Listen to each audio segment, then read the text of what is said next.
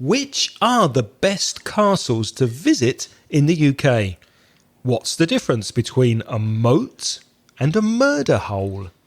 We're talking castles in this episode of Aprender Inglés con Reza y Craig.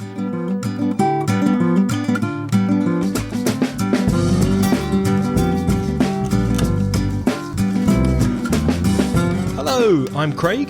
And I'm Reza. And we've been teaching for over 45 years, so together with all our experience, we're going to help you improve all aspects of your English, your grammar, your pronunciation, and your vocabulary, and take everything to the next level. Hi, Reza. How are things, Craig? Very good, thank you. How are you doing? Fine. Have you managed to get rid of that frog from your throat, that little bit of mucus? No, it's still there. I'm still coughing, so I have to pause the podcast to cough, as you will probably as well. But we'll soldier on, we'll carry on, do the best we can. Have we got any feedback this week? We have from a long-time listener. That's Manuel Tarrafona from Paterna. Hi, Manuel. Hi, Manuel. He's also one of our Patreon sponsors and a frequent email writer. Okay, let's listen to Manuel's first voice message. Hi, Reza and Craig. This is Manuel from Paterna. I had written a few emails to you, but it's time to send a voice message. Listen to your podcast. I've improved so much my English comprehension, the vocabulary, and some accepted grammar. But we, the listeners, have to make an effort and show you our speaking skills. So here we are. Thank you for all you are doing, and guys, go on, please. Thank you, Manuel. It's really, really nice to hear your voice, and thanks so much for taking the time to record your voice message. Any comments, Reza? Well done, Manuel. We understood absolutely everything you said without any trouble. And that's the most important thing about speaking any language. Well done. Mm-hmm. Well done. Fantastic. One or two small points I think that maybe you could improve just a little. I think you said I'd written. It's I've written. So I've written emails. I've written in the past. I've written to you before. I've written. Also, you said that you've improved, which is true. You said I've improved too much. Well, you haven't improved too much. You've improved very much. Or a lot. Or a lot. If you use the word too in English, too much, it suggests that it's a bad thing. Demasiado. Like, I've eaten too much. Well, that's a bad thing. If you eat too much, you're going to be sick. So you've improved very much or a lot. I've eaten too much chocolate this month. Is it true? Yeah. Ooh, too much. Demasiado. I'm too fat. You've broken out of the diet. You haven't stuck to it. Yeah, in the summer, I've eaten too much food. I haven't done enough exercise. I've eaten too much. Well, Manuel, we're glad to hear that you've improved very much. And is that a bird in the background? I thought I heard a sound of a bird in the background, perhaps, where you recorded that. Next is a voice message from Gabby from Peru. Hello, Reza and Craig. It's Gabby from Peru. Well, today I've got an idea and wanted to share one of my main activities I do during the week, which is going to the gym. I really try to wake up very early in the morning, like at around 6 o'clock, to have an early breakfast. Then I head my way to the gym, where, depending on my routine, I work my legs and my butt, and I also lift some weights for my arms, the biceps, the triceps, the back, and everything, so as to improve our body and our health in general. Well, once I'm done there, I'm back home, but on my way back home, I usually listen to music, but I also love listening to you guys. It feels like you too accompany me all the way back home. I do learn a lot with you guys. It's amazing. Well, I will be back soon. Kisses. Hey, Gabby, thanks very much for your message. Doesn't she have wonderful pronunciation? Really good pronunciation. Very, very good, Gabby. Well done. Very, very clear. We understood everything. Really, really nice message. Thanks very much. And she wakes up at 6 o'clock. Do they have the roads down in Peru at that time? Have they laid the streets at 6 o'clock? That's too early for me. A bit early for me as well. But Gabby, I'm glad that we accompany you early in the morning in spirit rather than in body. Yeah. We're with you in spirit. We may not be physically there. In fact, physically, Craig and I are probably still asleep. But we're there in spirit. Okay. I'm definitely asleep at 6 o'clock in the morning. So I admire your dedication to fitness and going to the gym so early in the morning. Just one thing you said I head my way to the gym. Better to say I head to the gym. To head to some place or to head in the direction of some place is to go in the direction of that place. You could also say I make my way to the gym. So at 6 o'clock, I get up, I have breakfast, and then I make my way to the gym, or I head to the gym. I think she's mixed the two. Yeah. Head to and make my way to. You've mixed them. You work on various parts of your body, including your butt. That's B-U-T-T. Double T. Craig, would you like to explain what a butt is? It's quite an American expression, isn't it? But your butt is an American expression. It means your backside, your buttocks, your bum, trastero. So it's colloquial English. Don't worry, it's not a bad word. It's not a rude word. It's just very colloquial. Also, be careful of the pronunciation of biceps, Gabby. I think you said biceps. It's biceps. So your biceps and your triceps. But wonderful pronunciation on all of your message. So thanks again for sending us that. And please send us more. And kisses to you in Peru.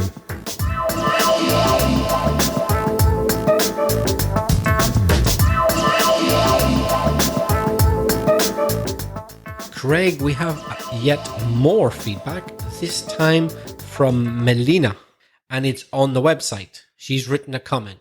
Shall I read it out? Yes, please. And this is the reason for the subject of today's podcast. So yeah, go ahead and read Melina's comment. She writes, "Hello, Reza and Craig. I'm so grateful for your amazing podcast. I recently lost my job. And I was kind of sad because I had to quit the English lessons I was taking because I don't have enough money to pay for them anymore. But then I found your podcast and now I'm a happy student again." Well, we're glad to hear that things turned out not too bad in the end, Melina. We hope you get another job soon. Yeah.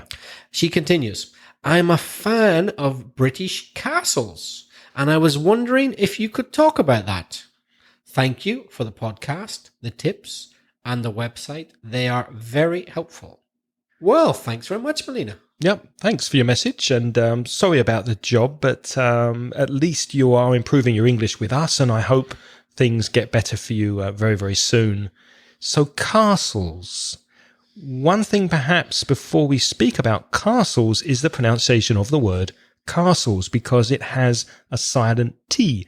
And I hear some of my students say castles. No, it's castles. C-A-S-T-L-E-S. Castles. What is a castle?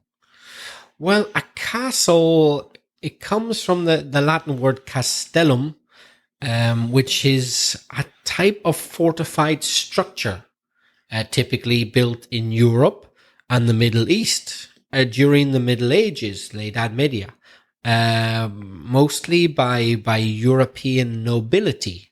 In other words, aristocrats, kings, queens, dukes, duchesses, people like that. That's according to a definition that we found online.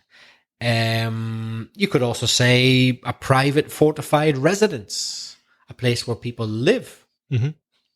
There are definite characteristics of castles and some vocabulary associated with castles. So let's look at some of that in a little bit of detail.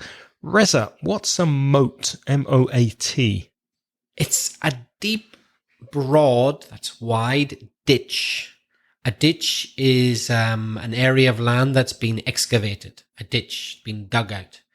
And it's either dry or it can be filled with water. So it goes round the castle in as like a perimeter to give it some sort of defense, yeah? Right. To defend, so you can defend it. Right. It goes round, and there's a verb for that. It surrounds, it goes round, and that way it protects it. I think in Spanish, is it fosso or fossa? Yeah. So that's moat. So around the castle, you have a moat. Next one, drawbridge. Well, you probably know bridge, B-R-D-G-E, puente, bridge. What's a drawbridge? One word. It's a bridge that can be raised up and then lowered again. So puente levadizo. It can go up quickly and go down again quickly. So if you're running home to the castle from the enemy, the bridge is lowered so that you can get into the castle. And as soon as you get in, you raise the bridge. So now the enemy can't get in because there's no bridge and the moat surrounds the castle. So this big ditch of water, or perhaps it's dry, will protect you. So in the old days when castles were built, they were often attacked and they needed to be protected. So the soldiers inside the castle stood on something called a battlement. Battlement. It's a narrow wall that's built along the edge of the outer wall of the castle. So the soldiers can walk on this wall and protect the castle against attack. I think in Spanish it's almena. Mm-hmm. Another word associated with castles, but other places too, is dungeon. A dungeon is like a jail, a prison, if you like, calabozo, mazmorra, but it's usually found in one of the towers of a castle. Sometimes it's underground, but sometimes it's up high in the tower. It depends. So a dungeon's kind of like a jail, but in a castle, let's say. And the spelling of dungeon, D-U-N-G-E-O-N. Remember, all of these words are on the webpage in the show notes at inglespodcast.com/173. Now, the next one is commonly used as a verb, keep, K-E-E-P. For example, keep studying English. Where do you keep your money? But when keep is a noun, in Spanish it means fortaleza or torreón. So it's the inner stronghold of the castle. The strongest place or strongest room inside the castle is the castle keep, K-E-E-P. Another important part of a castle is the portcullis. That's P-O-R-T-C-U-L-L-I-S. It's a vertical sliding wooden or maybe iron grill. So it's not completely solid. There are horizontal and vertical parts stuck together. It's a grill. And it's suspended in front of a gateway and an entrance. And it's designed to protect that gate. I think it's rastrillo in Spanish. So it slides up to let people in and down if you don't want people to get in. Next word you might not have heard of either. It's turret, T-U-R-R-E-T, torrecilla in Spanish. It's a small tower which rises above one of the main towers, and they used to use it as a lookout point. So a soldier would go up to the turret. There's a really, really good view of the surrounding area because castles traditionally were built on hills, on high ground. So on top of the hill, on top of the castle, and on top of the turret, the soldier could have a really good view of any enemies approaching in the distance. Now, another word which doesn't sound very nice at all, associated with castles, is a murder hole. Murder is asesinato, or asesinar, if it's a verb. It doesn't sound very nice because it isn't very nice. I hadn't heard of this. This is new to me. I hadn't heard of this before. Yeah. Well, thankfully, modern buildings don't have a murder hole because it's a hole in the ceiling, that's el techo, the ceiling, through which the defenders of the castle echar, things like boiling water, scalding, that means it burns you, scalding liquid of other types, sometimes things like urine and horrible things, or oil and tar, very, very hot. Yes, if you're below, it's going to cause you a terrible injury, and that's the idea. So they waited until they got the enemy below, and then they poured down this horrible burning liquid, or maybe rocks, or maybe they shot down arrows, flechas, and you couldn't get away because you were underneath, under the murder hole, and the defenders above could kill you quite easily. I wish I had one of those here for when people bring paper flyers and try to get in to sell me stuff in the flat. When they ring the bell, I could just pour some boiling oil down on them and stop them coming in and disturbing me. Also, another word is fort, which is a synonym for a castle. A fort, F-O-R-T, from the Latin fortis, is like a castle. But some scholars say that a fort is only for military use or military purposes, but a castle can be residential. So you can live in a castle with a family. So it may be for defense or it may not be for defense, but a fort is definitely for military use. And a very, very big fort is a fortress, F-O-R-T-R-E-S-S. The word fort is still important today because in modern military practice, it's used. Think of the American Army, for example. You think of places like Fort Lauderdale, where they have a huge base. So that's a fort because it's exclusively for military purposes. It's not a castle. It's not to live there. It's to get the army ready if they need to be mobilized. Now, Craig, there are many castles all over the world. But Britain is a good place to start, Britain and Ireland, if you want to see castles. And we have quite a few castles worth visiting in the British Isles. What about we make some suggestions to the listeners? Yeah, there's a list of castles here that are very, very nice to visit if you are touring in the UK or visiting the UK for any reason, and these castles are near where you're going to. Some of these I knew about, some of them I hadn't heard of, and only one or two I've actually visited. So it'd be interesting to see, Reza, if you visited any of these castles or if you know where they are. The first one's Windsor Castle. That's quite famous. It's 20 miles west of London. Have you been to Windsor Castle? I have. Many years ago, about 25 years ago, I was there. What's it like? Very, very nice. Very impressive. I don't think I was able to go inside. Maybe you can these days, but at that time it was only the outside which you could view because the Queen goes there sometimes. The Queen lives there sometimes at the weekends. Mm-hmm. Apparently it's the largest occupied castle and the oldest official royal residence in the world, which is quite something. The oldest royal castle where actual royals live in the world. I think that's the reason why, in fact, the British royal family are called the Windsors. In theory, that's their family name, if you like. Just like the Spanish royal family are called the Bourbon, the British royal family are called the Windsors. They're named after the castle, as far as I know, because it's been their residence for a long time. Before that, they had a different name. Do you know what they were called before? Oh, I'm going to know when you tell me, but I can't think at the moment. What is it? Saxe-Coburg. Oh, I didn't know that, actually. That's new to me. Coburg. Okay. Until as late as 1914, 15, 16. In the First World War, the royal family changed the name. Not before.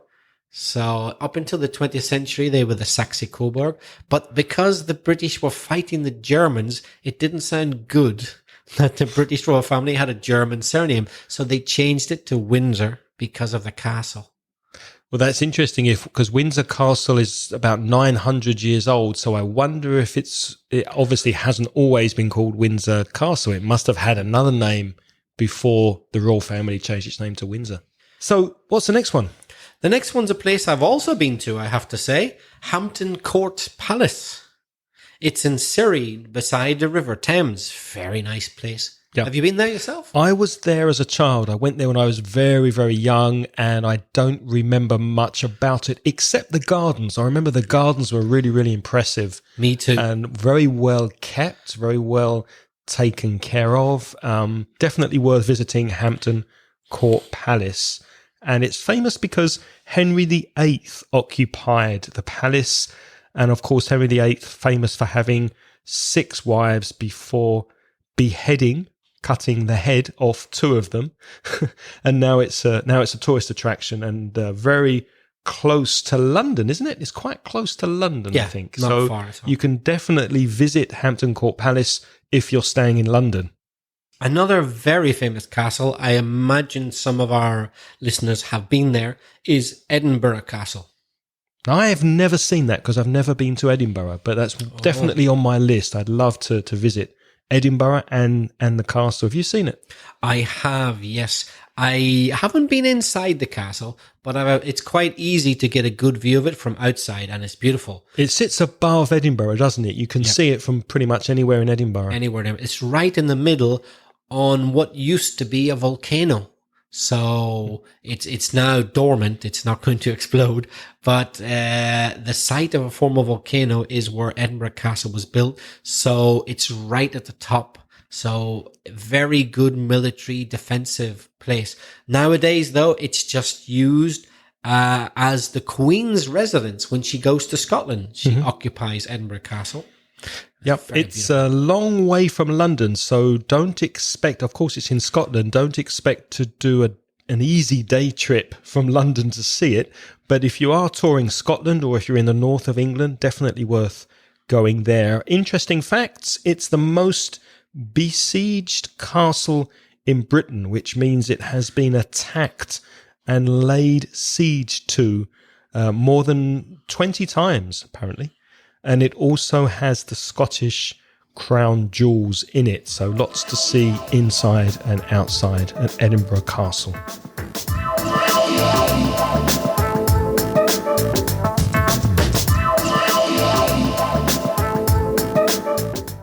Before we continue and speak about more castles, of which Reza has seen all of them so far, all 3 of them. Reza, what's Spoken? Can you tell the listeners about our new sponsor?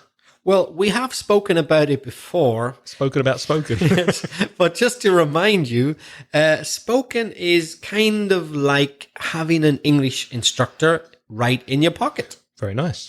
In other words, on your mobile phone. With Spoken, you can learn and practice English with a private tutor on a messaging service. For example, WhatsApp or Facebook Messenger or something like that. So it's perfect for international professionals or people learning business English, people who have to give presentations, people preparing for exams, or people who like traveling where they have to speak English. There's a great team at Spoken, and they'll help create a learning plan just for you, your own personal learning plan, to help you improve as fast as possible. What's more, if you sign up to Spoken through inglespodcast.com/spoken, SPOKEN, Spoken, Spoken will give you 2 free lessons and 20% off, 20% discount from your first month with them. So Craig and I would like to say thank you very much to Spoken for sponsoring our podcast. Yes, thank you, Spoken. Our next castle is one I have seen and visited on more than one occasion, the Tower of London. That's one I haven't been to. Really? Yeah. I've been there at least 3 times because as a child I went once or twice, and then when people visited me in London, that's obviously everybody wants to go to see the Tower of London, so I used to take them, go inside with them. There's a lot to do at the Tower of London. It's very, very central. It's on the River Thames at Tower Hill Underground Station, so it's very easy to get to on the train. And of course, that's where the Queen's crown jewels are kept, and they're very, very impressive. And that's the English crown jewels, because earlier you mentioned the Scottish crown jewels. That's right, in Edinburgh Castle. Okay. Yep, that's different. Okay. The English crown jewels are in the Tower of London, and the Tower of London in the past has also been a zoo. Used to be animals there, a palace. It's been a prison, also a royal mint where Una money. menta. Real. No, Una menta real. no una menta. No una menta. A place where money was made. A mint is a place where the government make money. And also a garrison. Una guarnición. Isn't that something you put on a plate with That food? can be as well. That would be, what's Guarnición. that? In English, that's Garnish. garnish, isn't it? To garnish So, food. That's guarnición So as well. guarnición can be garnish and garrison. That's interesting. Yeah. And also a home. It was a home for a number of years. It was actually a zoo from 1210 until 1832. So many, many, many, many years. It had elephants, lions, bears, like polar bears and grizzly bears. And to get into the zoo, the price you paid, the admittance, you had to bring a dog or a cat, and you throw that to the lions.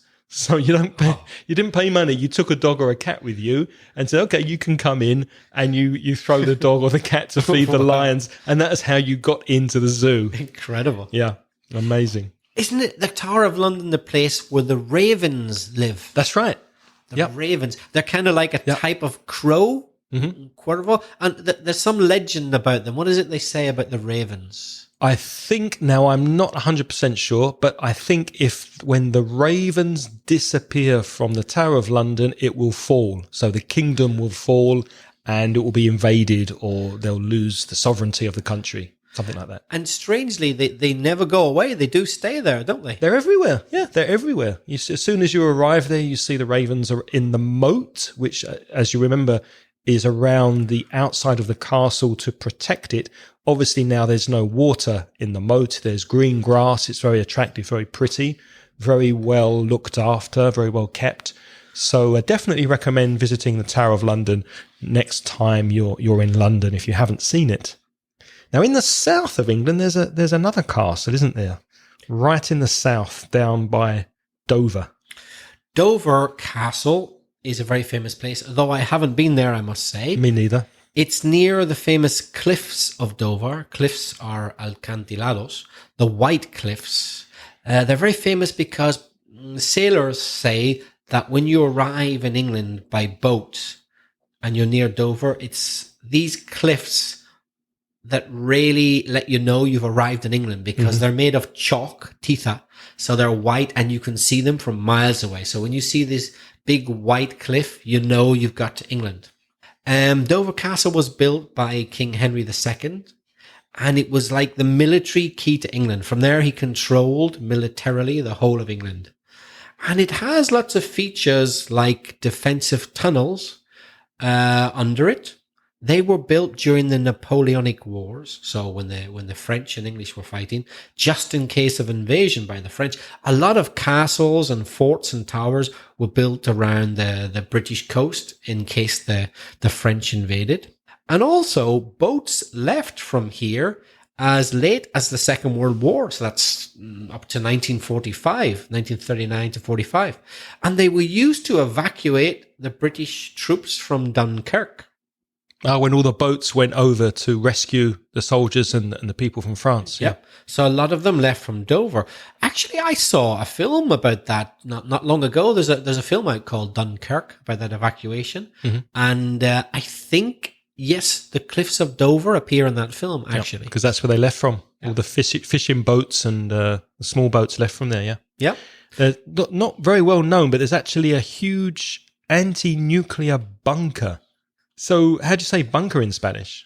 Bunker? Bunker militar, yeah. So there's a huge anti-nuclear bunker under the castle, which the government built ready for World War III. So if you're living in the UK and there's a nuclear war, go to Dover, find the castle. Under the castle, you'll be safe in a nuclear bunker for the next war. That's nice to know. Now, Craig, if we travel a bit further north up England, what castle might we come across? Yes, Warwick Castle, Warwick. It's between Oxford and Birmingham, more or less in the middle of England, on the road called the A40. And according to the website, it's a great day for all the family, a great day out for all the family because there's lots to do. So if you have children and you're around Oxford, Birmingham area, go see Warwick Castle. You have medieval dungeons. Remember the dungeons, the prisons under the castle, battlements, gardens. There's archery activities. There's hawking demonstrations. Hawk is halcón in Spanish, so you can see the birds flying and hunting. There's a giant catapult that shoots fireballs, so any child is going to love that. I mean, who's not going to enjoy a giant catapult that's shooting fireballs? What is a catapult? Catapult in Spanish is catapulta. There you go. So a huge catapult. And there's also a new high-tech attraction. High-tech means very technical, called the Time Tower, which is also very good for kids. So a great day out for all the family. Warwick Castle in the middle of England.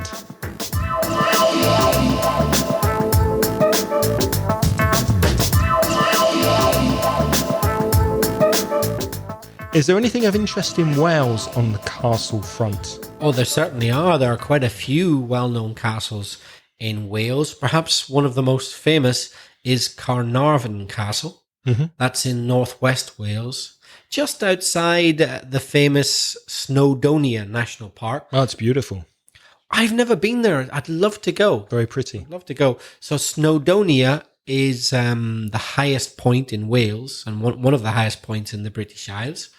And the castle in Carnarvon near there, it costs between £20,000 and £25,000 to make. Yeah, doesn't sound like a lot. In what year, though? Yeah, that's it. In 1330. That was a lot of money in 1330. It was a whole year's taxes from the whole population. The whole population. Imagine £20,000 to £25,000 was the entire tax collection for the whole of the UK, and they used it to build the castle. It was built by King Edward I, and the English king who wanted to intimidate the Welsh. The people from Wales. He wanted them to know that he was the boss and that they better not try anything funny. And that's why the castle looks so powerful, is it? That's why it's so impressive, I suppose. Yeah. And it has huge polygonal towers. That's more than 3 sides. Big towers, torres. So to show the English power and to keep the Welsh in their place, I suppose. Another castle that I've added, I don't know if you know about it, Craig, but it's definitely worth a visit, is Carrickfergus Castle. Does that sound familiar? I haven't heard of it, no. So tell us about it. Well, I wanted to include one which was in Ireland, but really the fact that it's in Ireland is almost irrelevant because castles all over Europe changed hands so often that it didn't really matter where they were built because the next person would come along and conquer it and take over it, and the next one and the next one. But Carrickfergus Castle is about 11 miles from Belfast, so it's in Ireland, in the north of Ireland, and it's right on the Irish Sea coast. For me, that's the best thing about it. I know it very well. I've been there quite a few times. So you just go straight north from Belfast, yeah? Very near. It's about 15 minutes in the car from Belfast. And it's right on the coast. Right on the coast. In fact, from one side of it, you could only get to it by boat. So it's a really dramatic kind of location. And it's considered one of the finest preserved Norman castles. There are quite a few Norman castles in Britain and Ireland. It was built in 1177 by someone called John de Courcy. So de Courcy kind of sounds French because basically the Normans were more or less French, the French who invaded England and took over. And it's been occupied by lots of different people. First the Normans, then the Irish, then the Scottish, then the English, and then French again. And like Dover Castle and other places, it's been used right up to the Second World War. It was used as a garrison. So it's well worth a visit. It's very picturesque castle. Okay, so there you go. If you're in or near Belfast, definitely go and visit that one. That's it for our list. So, Melina, we hope some of these castles have been of interest to you and to the other listeners. Just to finish, a few facts about castles that surprised me. I didn't obviously think that there's no toilets in castles. Yeah. So when you went to do your thing, the waste that came out of your body went out through a hole in the castle and into the moat. Yeah. Now, remember, the moat is around the outside of the castle to protect it. So the moat must have been a disgusting, horrible place. Smelly. I've seen a slight variation of that. In the last castle I mentioned, Carrickfergus, which is beside the coast, your business went straight into the sea. Right, and then it got washed up, I suppose, and the coast, disgusting. So if you wanted to invade the castle by sea, you had to sail through the brown mess to get there, I guess. The first castles to be built were made of wood, and they were built by the Normans, as Reza mentioned before, who obviously came from Normandy in France. So Norman castles made of wood. There's a question for you, Reza. What's the biggest castle in the world, do you think? Do you think it's one on our list? I'm not sure. I really don't know. The biggest castle in the world is Prague Castle in the Czech Republic. Oh. Prague Castle. So if any of you have been to Prague, you'll obviously know the castle. Very big tourist attraction. I've never seen it because I've never been to Prague, but it's the biggest castle in the world. Craig, a bit of trivia for you. Did you know that castles always had a spiral stairway that turned clockwise?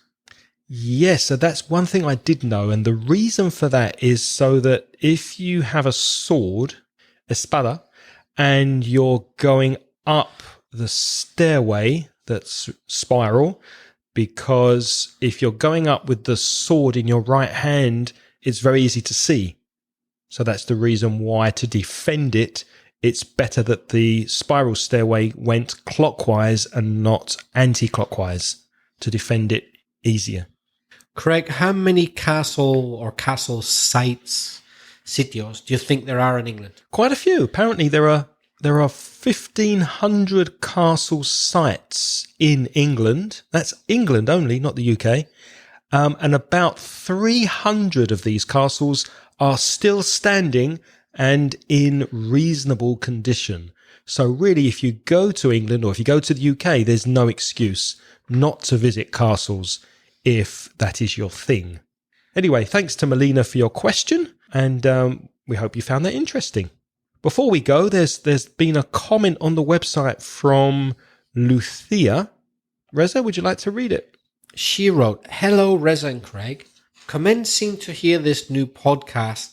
We've changed that. It sounds better if you say, "I've just started listening to this new podcast and I already have a question. So, as I always forget these after the fun of the entire podcast, I'll write it down as it comes to me, even if I lose context and the question barely makes sense. Here it is," she writes. Better to say listening to, because listening to means you concentrate and hearing means it's by accident. So listening to the letter of Juan Carlos, why in some dialogues of TV series, the question appears in the form of an affirmation, like so. Like so means así. You're coming with me, Johnny. I am.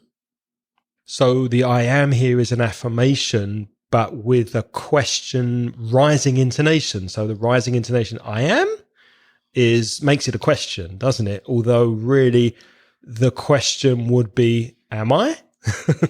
So I think that's her question, isn't it? It should be a question, but it's not. She says, am I wrong? And Lucia finishes, thank you for all. Better to say thanks for everything. I think that's more common, Lucia. Thanks for everything. What do you think, Reza? If I say to you, am I a good teacher? That's a question. If I say, I am a good teacher, that's an affirmation. That's a statement. So there's a difference between the word order. Yeah. Although you can make the second one sound like a question if you use intonation. If you say, I am a good teacher, that's like, I'm questioning what you said. Imagine I said to Craig, you're a really good runner. But Craig doesn't think he's a good runner. He says, I am a good runner. So he uses the word order of a positive affirmative sentence. But because of the intonation, I am a good runner or I am a good teacher. It's like he's questioning it. He doesn't quite believe it. Also, it for me, I don't know if you agree, Reza, but it's also expressing surprise when, in Lucia's example, you're coming with me, Johnny. I am? It's kind of like he's so surprised by that statement, you're coming with me, that he says, I am? Whereas a proper question would be, am I? Am I coming with you? Really wanting to know yes or no. Yeah. But the fact that he inverts the order, he changes the order and says, I am, really indicates surprise for me. I think that might be the difference. Surprise or doubt, duda. Yeah. Surprise, or you're not quite sure. Although you could use either. You could use I am or am I to ask the question. But remember, the intonation with I am must be rising to show a question form. Thanks for your question, Lucia. We hope that's helped you. And now it's your turn to practice your English. If you have a question for Reza and I, or perhaps you have an idea for a future episode of this podcast, we would love to hear your voice message. And so you can tell us what you think about the podcast and give us ideas for future episodes. Contact us by voice on speakpipe.com/inglespodcast, or send us an email with a comment or question to me, Craig, at inglespodcast.com.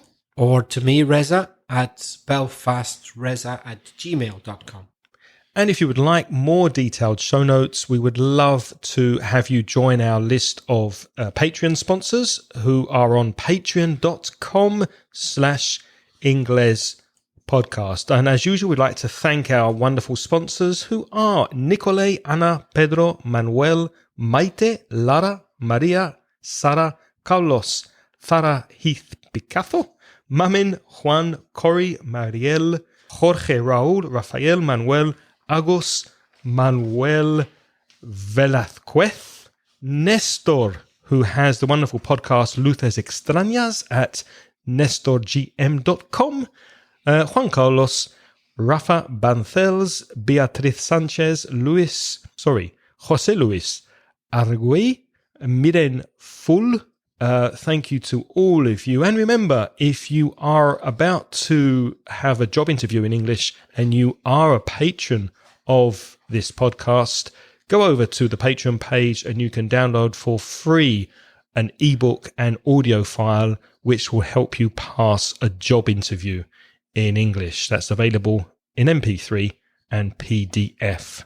We'd also like to thank Arminda from Madrid, Alberto from Granada, and Angelica Bello, also from Madrid, for continuing to transcribe the words from the podcast.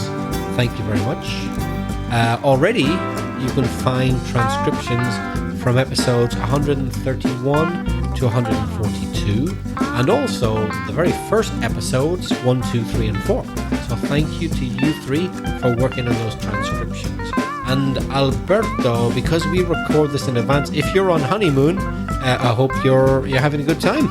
He's probably back from honeymoon, I think. It's quite a while ago he got married. But if you had a long honeymoon and you're still on it, hope you're having a great time. Although you're probably not listening to this. No, I'm sure you won't be. We'll be when you get back. On next week's podcast, we're going to speak about aliens and UFOs. Do you know what a UFO is? If you don't, listen to next week's podcast. In the meantime, it's goodbye from Reza. And goodbye from Craig.